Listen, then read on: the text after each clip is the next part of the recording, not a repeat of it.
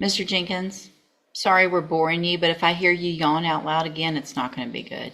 Sit up, pay attention, wake up. This is all about you today.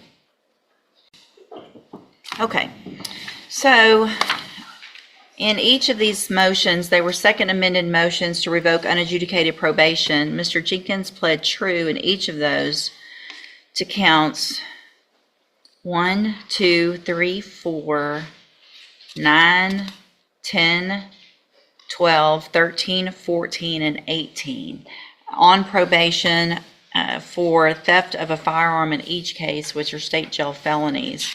Is everyone ready to proceed? We are, Your Honor. I'd like to put on the record what the offer is, and just for him to reject the offer, Sure. if I may. Yes. Your Honor, it's my understanding that the offer is 20 months on the motion to revoke probation and 10 years on the ag robbery case with a dismissal in the fraud case. And Mr. Jenkins has indicated that he wants to reject that offer. I've indicated to him that the state is likely going to file a motion to stack those sentences in all 3 cases, and he's expressed to me that he wants to reject that. Mr. Jenkins, so I want to make sure you understand, you've talked to Mr. Parker about all of that, is that correct? And we'll get through today these 2 MTRPs, and then whatever happens on those after that, that aggravated robbery and the fraudulent use or possession of identifying information. I already did it. Those will be set for trial. If you go to trial and a jury finds you guilty, then the state can request that I stack whatever punishment you get then on top of what you get today. Do you understand? And you want to reject that and go forward with this hearing, and then we'll figure out a trial date for other cases. Is that what you want to do? I'm sorry? Yes. Okay. And so, Mr. Parker, I will allow you to go forward with argument on punishment. Your Honor, I mean, this is on motions to revoke probation. And I mean, the only thing I have to offer is that my client is set in jail. And obviously I'm not the facts of the other alleged crimes, just his probation here is that drugs has been a problem for him, which his probation officer has admitted to.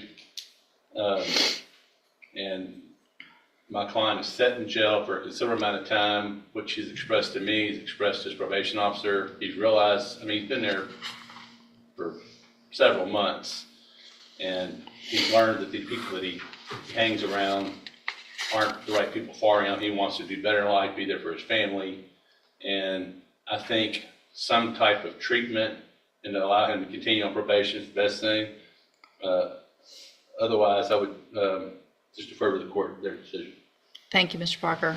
Mr. Judge, Smith? Based on his activity in the jail, based on his activity when he's not in jail, all of the allegations that were found true, all of the new crimes that have been committed, continuing him on probation after having successfully completed both tracks of ISF, just not be appropriate. We ask that you find him guilty, revoke his probation, and sentence him to 24 months in the state jail in each case.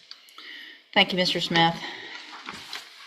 So, Mr. Jenkins, one of the things that Mr. Parker said, and that a lot of especially younger offenders come in here to say, is that they're hanging around the wrong people, and that's part of the problem.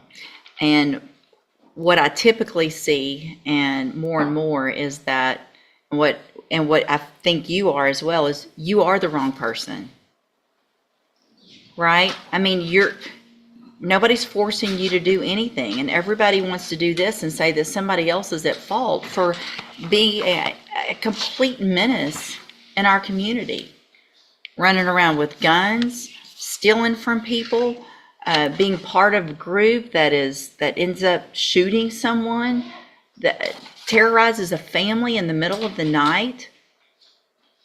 You didn't have to be there, so you are the bad person. My only regret here truly is that I only have 2 years to give you, and that's not going to keep you off our streets long enough.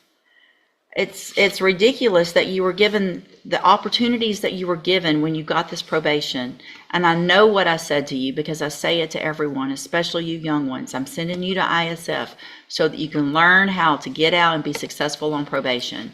And you got out and you just running around with stealing and guns and shooting and all the bad things like you're living in the Wild West. In cause number 22-39541, I'm going to find, again, that you entered your pleas of true to counts 1, 2, 3, 4, 9, 10, 12, 13, 14, and 18 freely and voluntarily. In addition, in cause number 22-39210, find that you entered those same pleas of true freely and voluntarily. In each of those cases, also make the findings that counts 5, 6, 7, 11, 15, 16, 19, and 20 are true. Find sufficient evidence at this time to find you guilty, and in cause number 22... And there it is, guilty, and the sentence is maxing out what the judge can give here, 24 months. Notice what the judge said earlier, the real frustration, not that he can give 2 years, but that he can't give more. 22-39541 finds you guilty of theft of a firearm. Sentence you to a term of 24 months in the state jail prison. You do receive credit on that sentence for any time that you've been in custody that the law gives you the right to receive. Cause number 22-39210 finds sufficient evidence to find you guilty, and at this time finds you guilty of theft of a firearm. Sentence you to a term of 24 months in the state jail prison. You will also receive credit on that sentence for any time that you've been in custody that the law gives you the right to receive. Give me just a second. I need a certification. Thanks. I'm going to hand you in just a minute. You'll need to sign it, and then I'll give you a copy of a document called your Certification of Right to Appeal. You do have some rights to appeal this decision and these findings today. You can talk to Mr. Parker about that. I'm also going to hand you a written admonishment regarding your ineligibility to possess a firearm or ammunition. Because of the judgments entered against you, you are ineligible under Texas law to possess a firearm or ammunition. Possession of a firearm or ammunition could lead to charges against you. Firearm is a legal term, and you should read the written admonishment I provide you to see what devices qualify as a firearm. If you have questions about the laws that make you ineligible to possess a firearm or ammunition, or about how long that lasts, you can also talk to Mr. Parker. What we'll do now is move those two, the ag robbery and the new fraudulent use or possession of identifying information.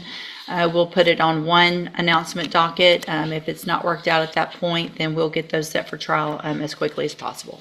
Final takeaway, he rejected a deal, admitted violations, and ended up with jail time while still facing even more serious charges ahead. This isn't the end. It's just one chapter. So what do you think? Bad decision making or just bad circumstances?